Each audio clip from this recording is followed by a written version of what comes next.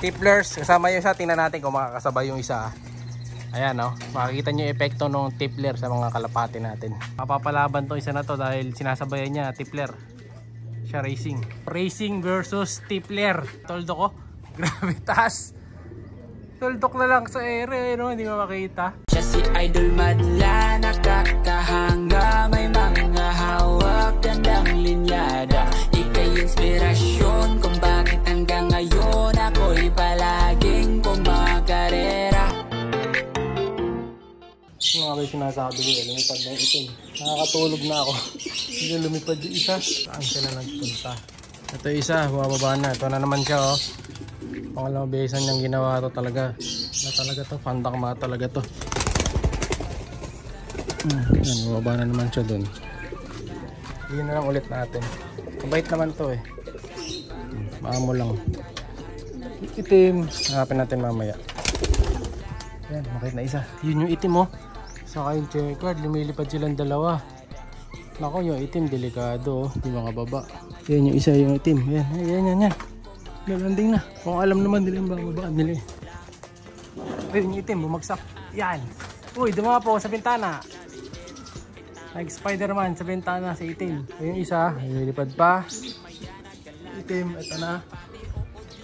Ayan, oh, sa atin yan. Lawit na dila. Yung isa yun, walanding. Yan, nakauwi na si itim. Batcher na to. One down, lawit na lawit ang dila, oh. Tulala ang dila ni itim.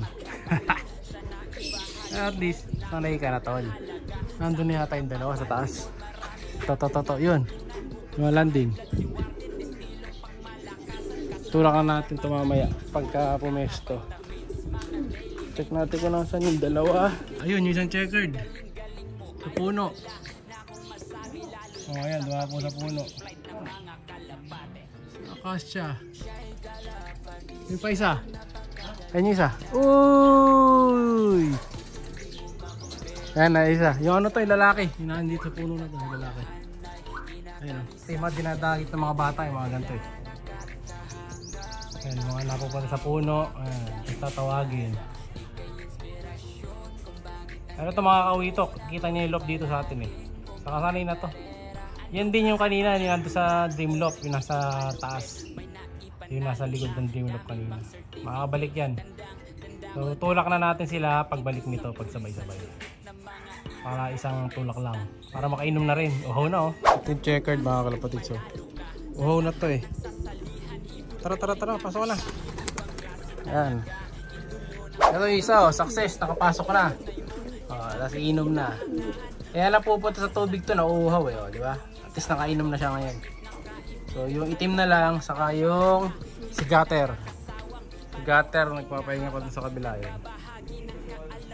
Nakatabo pa rin sa puno. Ito na yung two birds natin. Si itim, saka yung si gutter. Tutulak na unti-unti ni Madla to yan para pumasok na. Time check ka, yan. Alauna. Imedya. 1:30. Ano, sanay naman sa stick kahit paano, di ba? Kahit na may pamalo sa taas, hindi naman sila basta maalis. Yan. Kailangan matuto silang tumbalon dito. Yan, ganon.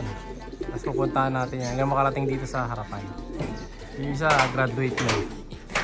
Hindi pa nila alam na ito yung pinakabutas ng loop yung harap. Yun yung tinuturo natin sa kanila today. So basic lang to. Ito yung ginagawa natin mula pa noong una. Saka para pa strapping. Kasi maraming nagchat-chat sa akin sa Facebook, sa page. Sabi paano daw mag-rekta kagad sa landing board. So para rekta sa landing board, tinutulak natin yan palagi. Alam, masanay sila sa stick. Saka pag low fly na. Pag magpa-force fly kayo, after ng force fly, matik yun, papasukin agad. Labas na lang sila ulit. So masasanay sila na every landing pasok. Ayan, tutulungan na natin sa Madlato. Ayan, okay na to isa. Nandito na yung checkered, yung itim na lang. Maganda rito, nakaronda na. Kahit di nabantayan bukas to. Babantayan na lang natin para sa pagbaba pala na sa lupa. Bumababa kasi sa baba eh. Dahil may tubig, may yung tubig sa ilalim. Ay, umakit pa yung isa, makulit ah. Pasok. Sok. Naku, bumalik yung isa. Isa lang muna. Susunod to isa. Oh, nisusunuran lang yun eh. Kaya nung dati, nakatape pa lang yan. Tinutulak na natin ng stick. Para yung nakatape pa lang sila, makikita na nila yung pagmumukha na hindi na sila matatakot. Yun. Medyo makulit tong isa na to eh. Ito pa isa, itim. Makulit yata tong itim ah.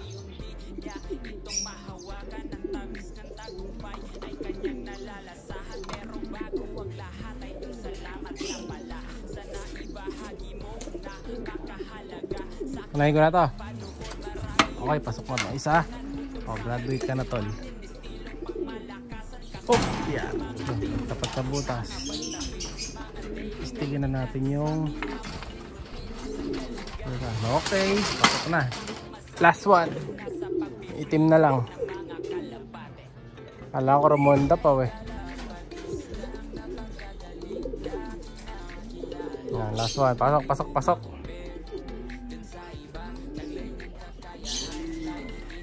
Sige, lakad. Pag bumaba sa kabila, mabilis na lang yan. Oops, medyo pasaway ito. Itim. Lakad, lakad, lakad.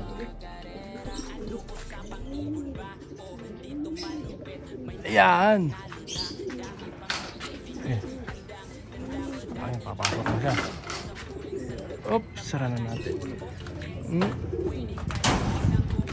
Tapos tulak na natin. Ganun na din, tulak lang sa pitan. Pag di siya pumasok nito, mamaya ka na papasok pag pumasok. Magpaparonda pa ng next batch. Ito di pa sanay sa trap oh. Pag ganyan, di pa sanay sa trap. Ayaw pang sumut agad sa butas eh. Oh, gusto na niya pumasok kasi di niya alam saan siya papasok. Yun! Pumasok din si itim. Oh, yung mga tipplers naman. Oh, yeah, that's it for today. Yan ang training natin. Paliliparin muna natin itong mga tipplers. Kasama nila. Kasama sila Kobe dyan? Hindi naroronda yun. Ha? So ito yung tatlo lang parorondayin natin. Tipplers, kasama yung isa. Tingnan natin kung makakasabay yung isa. Ayan o. Makikita nyo yung epekto ng tippler sa mga kalapati natin. Mapapalaban to isa na to dahil sinasabayan niya tippler. Siya racing. Sumasama ba siya dyan? Pagmaga, makikita nyo sobrang taas na yan. Kaya pararamihin natin yung mga tippler na ganyan. Pag bumalik tayo sa tindahan yan, bibili tayo maraming ganyan. Saka natin parorondahin. Naiiwan siya oh, mababa yung racing. Yeah, ano to? Racing versus tippler. Ayun, naiiwan na yung racing oh. Ayun yung racing natin oh. Mag-isa na lang. Samantalang yung tippler ayun oh, nakatoldok yung dalawa oh. Yung isa iwan. Pero sumusunod siya. Mataas lang talaga lumipad yung mga tippler talaga. Ayun, legit oh. Noong una, lipad bahay. Ngayon, hindi na. Time check. Ayan na, 1:40. Habang pinororonda natin sila. Toldok oh. Grabe taas. Toldok na lang sa ere. No? Hindi mo makita. Yung isa nating kalapate, hindi siya makasunod. Hindi, bata pa kasi to eh. Bata pa to. 3 months pa lang yata to. Wala pa siyang murumuronda yata to. O sa 2 months old. Baka ba't alos 3 months lang yata to. Bata pa yan. Yung isa, di pa naglulugon yan. Bata pa sa ronda yan. 2 weeks pa lang daw. Oh, nawala na yung isa. Yung mga puti, nawala na. Naririnig mo pa yung pito. Pero wala na yun yung gamit. Nakaano pa yun ha. May nakalagay pa sa buntot nun ha. Pero nakakataas talaga. Kaya hindi naman talaga may effect sa buntot nila yung nilalagay natin. Wala na. Naiwan na yung iso. Yun yung makita yung mga trophy pits niya. Siya'y kalapatistang napakagaling na kinakilala.